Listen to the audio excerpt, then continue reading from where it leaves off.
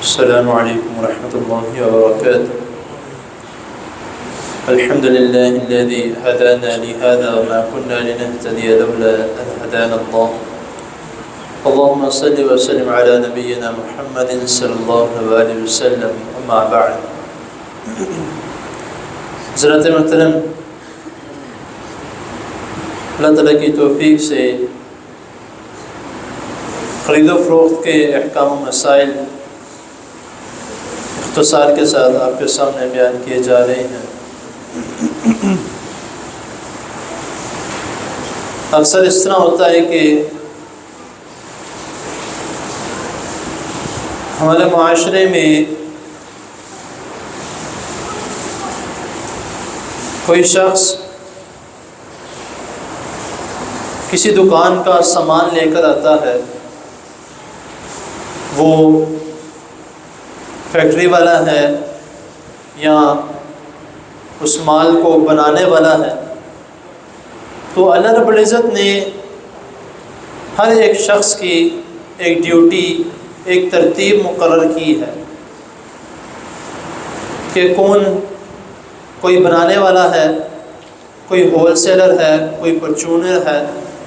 تو اس طرح سے ہر ایک نے اپنا ایک انداز، اور اسی طرح اللہ تعالیٰ نے ہر ایک بندے کی ایک ڈیوٹی مقرر کی ہے۔ وہ اپنے طریقے کے مطابق کما رہا ہے، وہ خریدتا ہے، آگے بیچتا ہے، تو جو آگے بیچنے والا ہے وہ اپنا کچھ منافع رکھ کے وہ آگے بیچتا ہے۔ یہ ایک چین ہے جو چلتی آ رہی ہے، لیکن اگر کوئی شخص اس چین کو توڑنے کی کوشش کرتا ہے تو اس کے متعلق نبی کریم صلی اللہ علیہ وسلم نے منع فرما دیا۔ اب مثال کے طور پہ ایک مینوفیکچرر ہے، بنانے والا ہے، وہ آگے بیچتا ہے ہول سیلر کو، ہول سیل والا آگے بیچتا ہے پرچونیہ کو۔ اب جو پرچونر جو دکان پہ بیٹھنے والا ہے وہ ڈائریکٹ ہو جاتا ہے مینوفیکچرر سے، تو بیچ میں جو ہول سیل والا ہے وہ اس کی روزی کو نقصان پہنچا رہا ہے، اور اس کے متعلق نبی کریم صلی اللہ علیہ وسلم نے منع فرما دیا۔ کیونکہ بخاری مسلم میں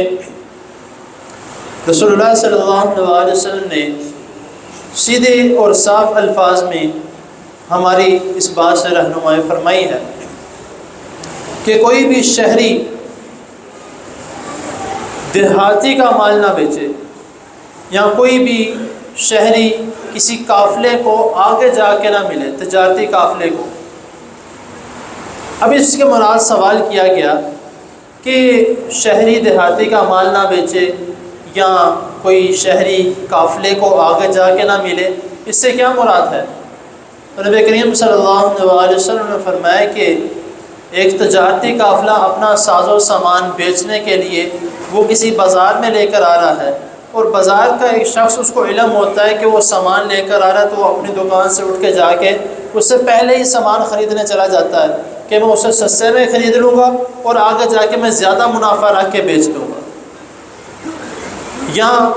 اس طریقے سے جاتا ہے کہ جا کے اس کو یہ کہتا ہے کہ یار اس بار منڈی تھوڑی مندی ہے،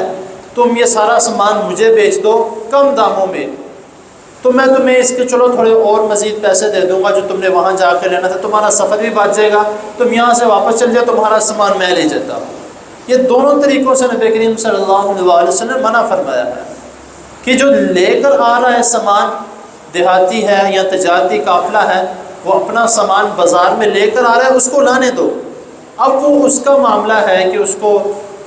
سستا وہ بیچتا ہے یا وہ کس طریقے سے بیچتا ہے، کم داموں میں بک جاتا ہے، وہ اس کا معاملہ ہے، وہ کس طریقے سے بیچے گا۔ لیکن یہ طریقہ کہ اپنے آپ کو چھوڑ کے یا اپنی دکان پہ کسی اور کو بٹھا کے کہ میں اس سے مال لے آؤں فٹافٹ کے سستا میں مل جائے گا، یہ طریقہ نبی کریم صلی اللہ علیہ وسلم نے بند کر دیا۔ ہاں، اگر کوئی شخص اس طرح کر لیتا ہے، آگے ایک اسی حدیث میں، بلکہ اس کی اگلی والی حدیث میں نبی کریم صلی اللہ علیہ وسلم نے فرمایا کہ ویسے اگر آپ کسی کے ساتھ کوئی کسی چیز کے خرید و فروخت کے لین دین کا کوئی معاملہ کرتے ہیں تو اس میں یہ ہے کہ جب تک وہ ایک دوسرے سے جدا نہ ہو جائے تب تک وہ آپس میں اس بات کو واپس کر سکتے ہیں، یعنی کہ خریدنے والے نے جو ہے وہ پیسے دے دیا اور فروخت کرنے والے نے اپنا مال دے دیا، وہ ابھی وہاں پہ موجود ہیں، دونوں اٹھے نہیں ہیں وہاں سے، تو وہ تب تک ان کا ذہن چینج ہو جاتا ہے، مائنڈ چینج ہوتا ہے کہ وہ کہتا ہے کہ میں نے تمہیں نہیں بیچنا، یا وہ کہتا ہے کہ یار میں نے یہ نہیں خریدنا تو تم واپس کر لو، میرے پیسے واپس دے دو، میں تمہاری چیز واپس دے دوں، تب ہو سکتا ہے۔ لیکن اگر وہ وہاں سے اٹھ کے چلا گیا ہے، اس کی نظروں سے اوجھل ہو چکا ہے، تو اس کے بعد اگر وہ واپس آ کے کہتا ہے کہ یار مجھے سمجھ میں نہیں لگی، میں یہ چیز خرید لی ہے تو اب میں نے واپس کرنا ہے، اب وہ اس کا پابند نہیں ہے، نہ وہ اس بات کی درخواست کر سکتا ہے کہ میں نے واپس کرنا ہے۔ لیکن اس معاملے میں اس حدیث کی جو اگلی والی حدیث ہے اس میں نبی کریم صلی اللہ علیہ وسلم نے فرمایا کہ اگر کوئی شخص اس طرح کرتا ہے کہ وہ تجارتی قافلے سے پہلے جا کے مال لے لیتا ہے، ابھی وہ بازار میں نہیں آیا، وہ پہلے اس نے مال لے لیا، اب وہ تجارتی قافلہ جو ہے وہ واپس نہیں گیا، وہ دوبارہ اسی بازار میں آ گیا کہ چلو میں چیک کر لیتا ہوں کہ بازار کا ریٹ کیا چل رہا ہے، یا جس وہ بندہ میرے سے پہلے خرید کے چلا گیا ہے اس نے میرا سے مال لے لیا ہے مجھے یہ کہہ کے، تو میں خود بھی جا کے چیک کر لیتا ہوں۔ اب وہ بازار میں آ چکا ہے اور اس کو علم ہوا کہ جو میرے سے مال لے کے گیا وہ تو مجھ سے جھوٹ بول کے لے گیا، بازار میں تو مال اتنے کا بک رہا ہے، مجھے اتنا منافع ہو سکتا تھا، اب اس کے اوپر ہے کہ وہ مال اسے واپس لے سکتا ہے اور کسی کو اجازت نہیں ہے، لیکن اس شخص کے اوپر ہے کہ وہ جو بیچنے والا ہے، فروخت کرنے والا جو تھا، وہ اپنا مال واپس لے سکتا ہے کہ تم نے میرے سے زیادتی کی ہے لہٰذا میرا مال واپس کرو اور اپنی قیمت تم واپس لے لو۔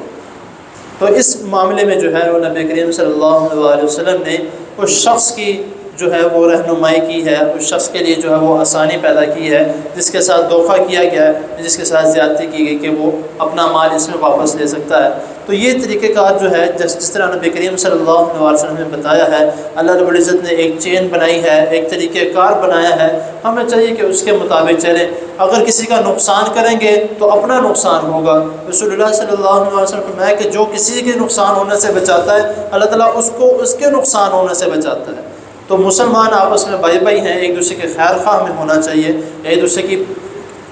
ٹینشن لینی چاہیے کہ یار کہیں اگر میں یہ کام کرتا ہوں اس کو نقصان تو نہیں پہنچ رہا، تو اس کے بارے میں ہمیں تھوڑا سوچنا چاہیے۔ اللہ تعالیٰ کی حضور دعا ہے اللہ تعالیٰ ہمیں جو سنا ہے اس کو سمجھنے کی اور اس پر عمل کرنے کی توفیق عطا فرمائے۔ جزاک اللہ۔